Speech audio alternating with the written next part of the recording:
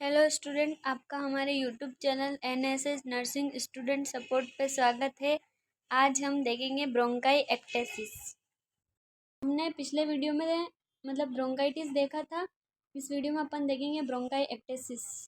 क्या होता है ब्रोंकाई एक्टेसिस, इसकी अपन डेफिनेशन देखेंगे। Bronchitis is a chronic irreversible dilation of bronchi and bronchioles. इसके अंदर क्या होता है, ये क्रोनिक इरिवर्सिबल होता है और dilation of bronchi and bronchiole. इसके अंदर क्या होता है, जो ब्रोंकाई और ब्रोंक्यूल्स होते हैं उसका क्या होता है, डायलेशन हो जाता है, एबनॉर्मल डायलेशन हो जाता है। इसका मतलब है कि फैलना, जो ब्रोंकाई और ब्रोंक्यूल्स होते हैं वो परमानेंटली क्या हो जाते हैं, फैल जाते हैं।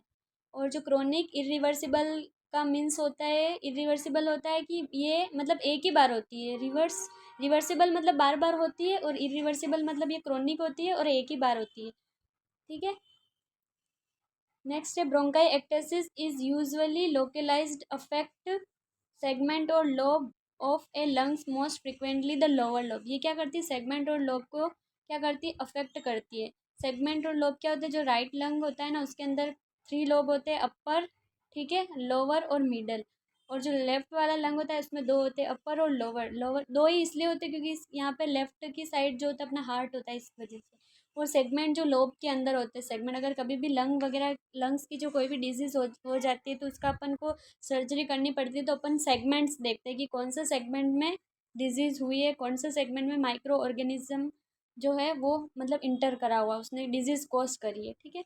अब इसके अंदर जो है ये क्या, नॉर्मल ब्रोंकाई, ठीक है, ये ऐसी होगी। और जो ब्रोंकाई एक्टेसिस में ऐसा बता रखा है, इसके अंदर क्या हो जाएगा, डायलेशन हो रहा है ब्रोंकाई का। ठीक है।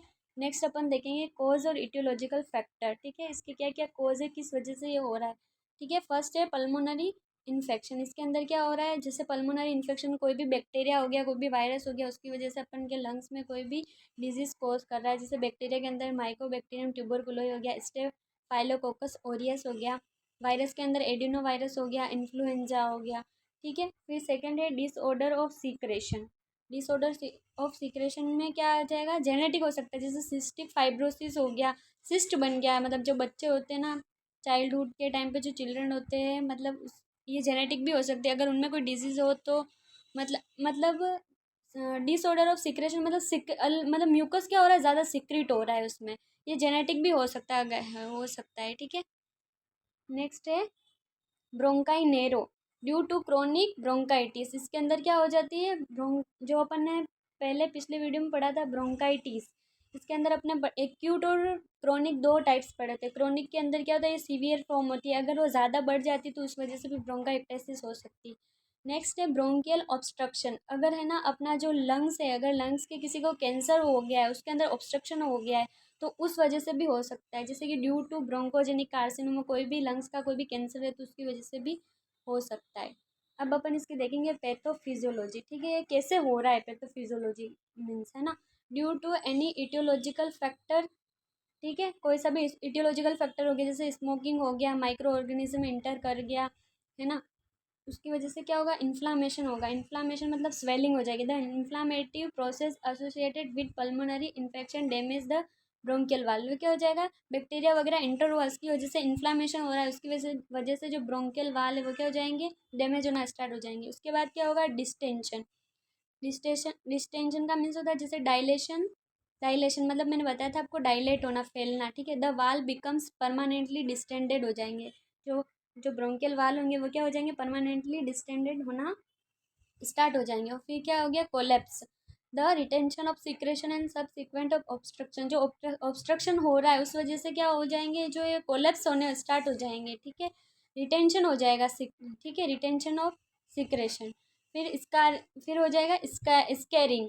स्कैरिंग मतलब स्कार फॉर्मेशन होता है, जैसे inflammatory scarring replace functioning of the lungs tissue. इसकी वजह स्कार फॉर्मेशन हो जाएगा, इसकी वजह से क्या हो जाएगा, जो अपने जो लंग्स टिश्यू का जो फंक्शन है वो क्या हो जाएगा, रिप्लेस हो जाएगा, वो फंक्शनिंग करना बंद कर देंगे। नेक्स्ट है impairment in the match of ventilation perfusion and हाइपोक्सेमिया।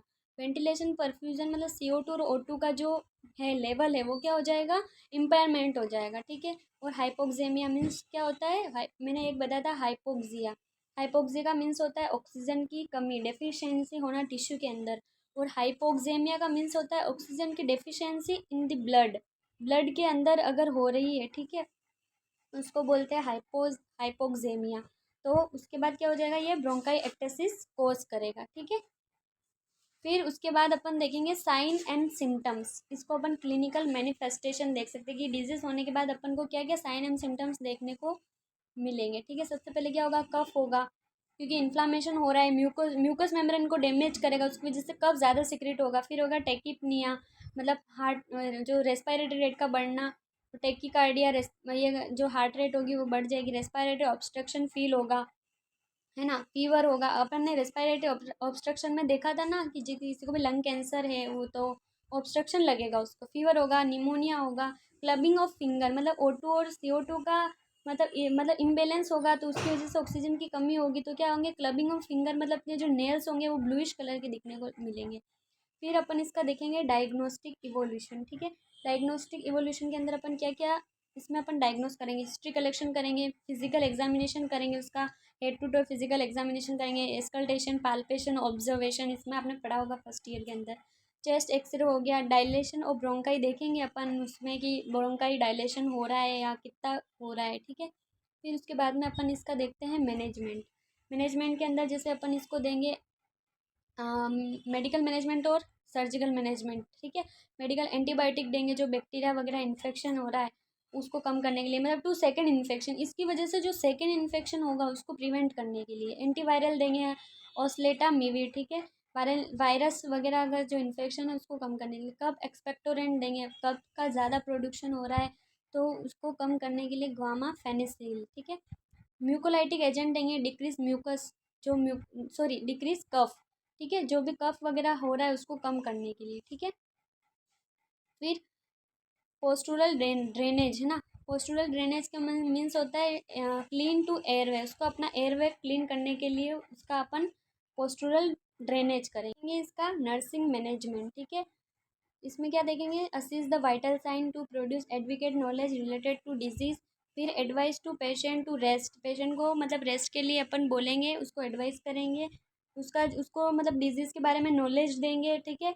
फिर अब अपन इसमें मैंने आपको फर्स्ट ब्रोंकाइटिस पढ़ाया था, उसमें मैंने नर्सिंग मैनेजमेंट थोड़ा ही लिखवाया, लेकिन अगर आपके एग्जाम में आ जाए तो आपको इसके मतलब कोई सी भी डिजीज़ आ जाए तो उसके 5 डायग्नोसिस और 3 इंटरवेंशन लिखना तो ज़रूरी है, तभी अच्छे मार्क्स आएंगे। तो मैं आपको एक लिख के मैंने आपको यहाँ पे लिख के आपको बताया है, ठीक है।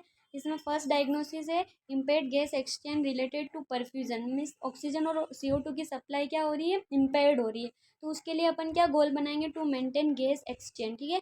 इंटरवेंशन में देखेंगे उसके क्या क्या मतलब अपन उसको कैसे कम कर सकते हैं, ठीक है, जैसे प्रोवाइड स्टीम इनहेलेशन, ठीक है, monitoring vital sign, chest physiotherapy, breathing and coughing exercise, patient को बोलेंगे अपन की ब्रीदिंग और कफिंग एक्सरसाइज करे जिससे उसको रिलीफ मिले, administer antibiotics, advice to client to drink more of warm water ताकि उसको रिलीफ मिल सके, ठीक है। नेक्स्ट डायग्नोसिस है ineffective airway clearance related to increase mucus production due to bronchopulmonary infection, ठीक है, इन्फेक्शन की वजह से क्या हो रहा है, उसको म्यूकस ज़्यादा प्रोड्यूस हो रहा है, तो उसका उसका अपन गोल क्या बनाएंगे, maintain airway and normal breathing, उसको क्या करना है, एयरवे को मेंटेन करना है, नॉर्मल ब्रीदिंग। सबसे पहले इंटरवेंशन में देखेंगे assist the vital sign, provide antibiotics and the bronchodilators, ताकि जो म्यूकस वगैरह जो प्रोडक्शन हो रहा है तो ये क्या करेंगे, ब्रोंकल को डायलेट करेंगे, ठीक है। Strictly advise to the patient to stop smoking and alcohol, ठीक है।